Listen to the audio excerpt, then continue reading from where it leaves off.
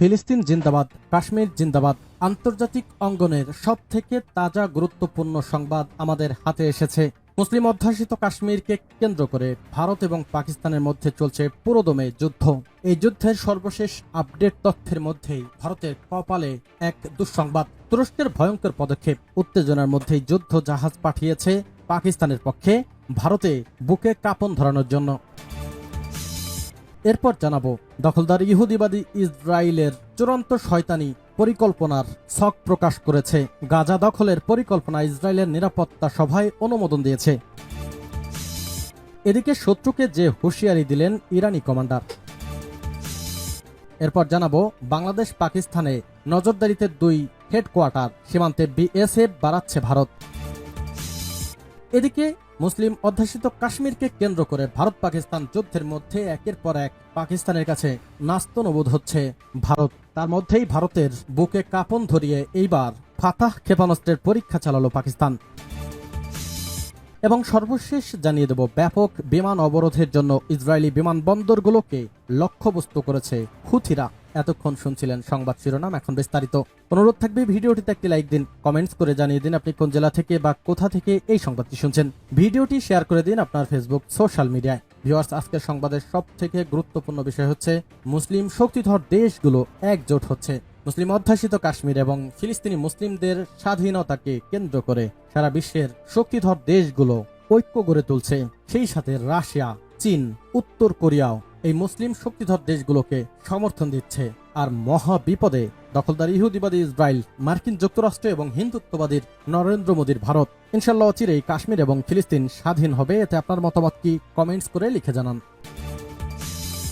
তুরস্কের ভয়ঙ্কর পদক্ষেপ। উত্তেজনার মধ্যে যুদ্ধ জাহাজ পাঠালো পাকিস্তানে। ভারত পাকিস্তান চলমান উত্তেজনার মধ্যেই এবার আরও এক ভয়ানক দুঃসংবাদের সম্মুখীন নয়াদিল্লি। তুরস্কের একটি যুদ্ধ জাহাজ পাকিস্তানের করাচি বন্দরে ভিড়েছে, যা ভারতের জন্য ব্যাপক কূটনৈতিক ও সামরিক উদ্বেগ সৃষ্টি করেছে। পাকিস্তান নৌবাহিনীর এক বিবৃতিতে জানিয়েছে তুর্কি নৌবাহিনীর যুদ্ধ জাহাজ টিসিজি বুকাদা করাচি বন্দরে নোঙর করেছে। ভারতীয় সংবাদ মাধ্যম টাইমস অফ ইন্ডিয়া বলছে, করাচি বন্দরে তুরস্কের যুদ্ধ জাহাজ ভেড়ার ঘটনাকে পাকিস্তান দুদেশের মধ্যে সামুদ্রিক নিরাপত্তা ও কৌশলগত সম্পর্ক জোরদারের অংশ বলেও ভারত এতে সন্তুষ্ট নয়। বিশেষ করে বর্তমান প্রেক্ষাপটে তুরস্কের এমন পদক্ষেপে ভারত উদ্বিগ্ন। খবরে বলা হয়, তুরস্ক ও পাকিস্তানের মধ্যে প্রতিরক্ষা সহযোগিতা অনেক দিনের পুরনো হলেও এই জাহাজের আগমন এমন এক সময়ে ঘটল যখন পহেলগামে ভয়াবহ সন্ত্রাসী হামলার পর ভারত ও পাকিস্তানের মধ্যে সম্পর্ক চরম উত্তেজনার পর্যায়ে পৌঁছেছে।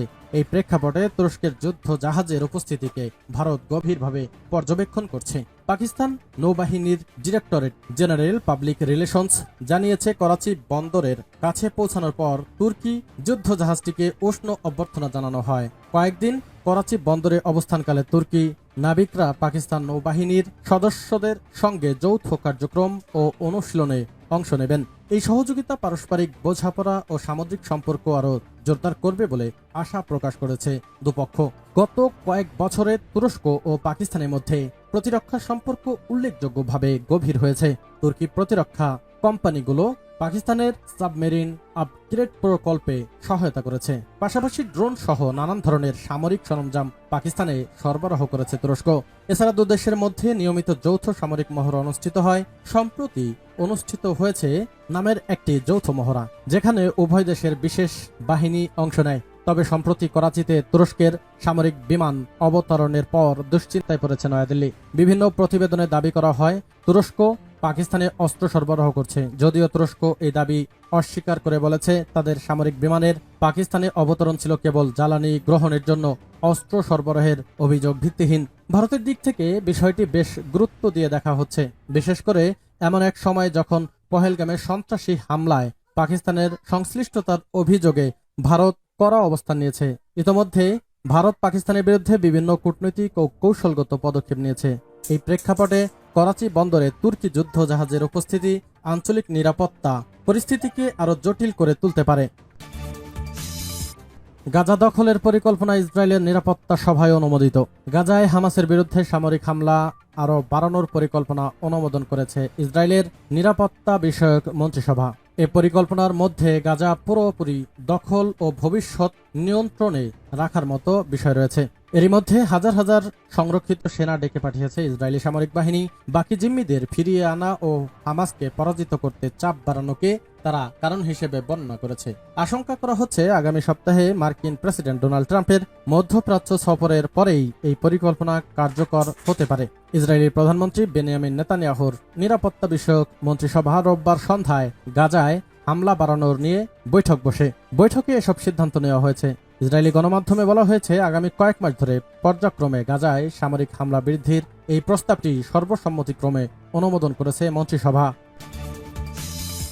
শত্রুকে যে হুঁশিয়ারি দিলেন ইরানি কমান্ডার। ইরানের বিমান বাহিনীর commander brigadier general Hamid Vahidi বলেছেন, তার দেশের বিরুদ্ধে যে কোনো হুমকির দ্রুত জবাব দেওয়া হবে। শত্রুকে সঠিক জবাব দিতে তার বাহিনী মোটেও দেরি করবে না। বিশ্ববিদ্যালয়ের শিক্ষার্থীদের মধ্যে 25তম অভিজাত কনস্ক্রিপ্ট প্রশিক্ষণ করছে। বক্তৃতাকালে ওয়াহিদি বলেন, বিমান বাহিনী কেবল জাতীয় প্রতিরক্ষা কৌশলের একটি যুদ্ধ ইউনিট নয়, এটি যে কোনো হুমকির দ্রুত প্রতিক্রিয়া দেখানোর ক্ষেত্রে সম্মুখ সারির সদস্য। ইরানের এই কমান্ডার বলেন, আকাশ নিয়ন্ত্রণ এবং আধিপত্য বিস্তারের অর্থ যুদ্ধক্ষেত্রে আধিপত্য বিস্তার এবং আঞ্চলিক অখণ্ডতা রক্ষা করা। তিনি আরো বলেন, আজকের সামরিক সমীকরণে যে জাতি তার আকাশ সীমা রক্ষা করতে অক্ষম, তারা স্থল ও সমুদ্রে ঝুঁকিপূর্ণ থাকবে। ওয়াহিদি সাম্প্রতিক দশকগুলোতে ইরানের বিমান বাহিনীর অগ্রগতি তুলে ধরে বলেন, আজ বিমান বাহিনীর সবচেয়ে দূরবর্তী স্থান থেকে আসা হুমকি শনাক্ত করতে পারে এবং দ্রুততম সময়ে সিদ্ধান্তমূলকভাবে প্রতিক্রিয়া জানাতে পারে। ইরানের এই কমান্ডার আরো বলেন, স্মার্ট ড্রোন, রাডার, ইলেকট্রনিক যুদ্ধ বহিস্তর যুক্ত বিমান প্রতিরক্ষা ব্যবস্থা, এই সবই ইরানের বিমান বাহিনী শ্রেষ্ঠত্ব বজায় রাখার জন্য ব্যবহার করে। বিদেশি নির্ভরতা ত্রুটিপূর্ণ কৌশল। অন্যত্র ব্রিগেডিয়ার জেনারেল ওয়াহিদি তার বক্তব্যে প্রতিরক্ষা স্বয়ংসম্পন্নতার তাৎপর্য তুলে ধরে বলেন, নিষেধাজ্ঞা এবং বিধিনিষেধ প্রমাণ করেছে যে বিদেশি উৎসের উপর নির্ভরতা একটি ত্রুটিপূর্ণ কৌশল। ওয়াহিদি বলেন, আজ ইরানের বিমান বাহিনী আক্রমণাত্মক ড্রোন, বিমান রক্ষণাবেক্ষণ এবং আপগ্রেড, দেশীয় ক্ষেপণাস্ত্র উৎপাদন এবং রাডার সিস্টেমের উন্নয়নের মাধ্যমে বিশ্বকে দেখিয়েছে যে জাতীয় ইচ্ছাশক্তি যে কোনো বাধা অতিক্রম করতে পারে। সীমান্তে বিএসএফ বাড়াচ্ছে ভারত। কাশ্মীরের পহেলগাঁও ভয়াবহ সন্ত্রাসী হামলার রক্তাক্ত ছাপ এখনো মুছে যায়নি। 26টি প্রাণহানির সেই ঘটনা শুধু দেশ জুড়ে নয়, সীমান্ত জুড়েও জাগিয়ে তুলেছে নিরাপত্তা সংখ্যা। এর জেরেই প্রতিবেশী দুই মুসলিম দেশের সীমান্তে নজরদারি ও তৎপরতা বাড়াচ্ছে ভারত সরকার। দেশটিতে নতুন করে গঠিত হতে যাচ্ছে ভারতীয় সীমান্তরক্ষী বাহিনী বিএসএফ 16টি ব্যাটালিয়ন, যার মাধ্যমে প্রায় 17,000 সদস্য যুক্ত হবেন সীমান্ত নিরাপত্তায়। একই সঙ্গে স্থাপন করা হচ্ছে দুটি নতুন ফরওয়ার্ড হেডকোয়ার্টারও, শুধু পাকিস্তান সীমান্তে নজরদারি জোরদার করার জন্যই নয়, বরং পূর্ব সীমান্ত, বিশেষ করে বাংলাদেশ সীমান্তেও নজর রাখতেই এই পদক্ষেপ নিচ্ছে দেশটি। সূত্র টাইমস অফ ইন্ডিয়া। এইবার ভারতের বুকে কাঁপন ধরিয়ে ফাতাহ ক্ষেপণাস্ত্রের পরীক্ষা চালালো মুসলিম পরমাণু শক্তিধর দেশ পাকিস্তান। কাশ্মীর ইস্যুতে ভারতের সঙ্গে উত্তেজনার মধ্যে আবারও ক্ষেপণাস্ত্রের পরীক্ষা চালিয়েছে পাকিস্তান। এবার ভূমি থেকে ভূমিতে নিক্ষেপযোগ্য ফাতাহ ক্ষেপণাস্ত্রের পরীক্ষা চালিয়েছে দেশটি, যার রেঞ্জ 120 কিলোমিটার। সামরিক মহড়ার অংশ হিসেবেই ক্ষেপণাস্ত্রের এই পরীক্ষা চালানো হয় বলে দাবি কর্তৃপক্ষের। পহেলগাঁওয়ে হামলার ঘটনার পর এ নিয়ে দ্বিতীয়বারের মতো ক্ষেপণাস্ত্রের পরীক্ষা চালালো পাকিস্তান। এর আগে ভূমি থেকে ভূমিতে নিক্ষেপযোগ্য 450 কিলোমিটার রেঞ্জের ক্ষেপণাস্ত্রের পরীক্ষা চালায় দেশটি। তারও আগে সিন্ধু চুক্তি বাতিল সহ বেশ কিছু পদক্ষেপ নিয়েছে ভারত। ভারতের বিরুদ্ধে পদক্ষেপ নিয়েছে পাকিস্তানও। পাল্টাপাল্টি এসব পদক্ষেপের পর দেশ দুটির দ্বিপাক্ষিক সম্পর্ক সম্প্রতি তলানিতে ঠেকেছে।